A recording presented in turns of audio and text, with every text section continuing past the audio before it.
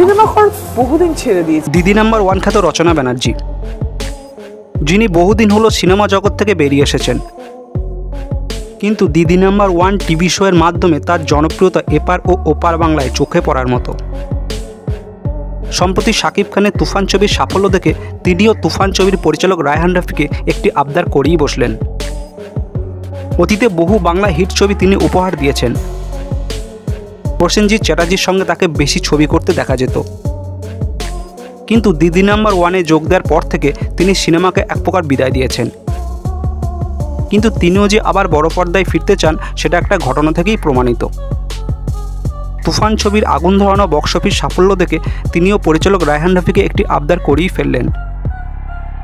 তিনি বলেই দিলেন, তুফান 2 আমিও কাজ করতে চাই। তো বন্ধুরা, পরিচালক রায়হান রাফি কি রচনা ব্যানার্জিকে তুফান 2 অভিনয় করার সুযোগ দেবেন? কমেন্টে জানাতে ভুলবেন না। ভালো থাকবেন, সুস্থ থাকবেন।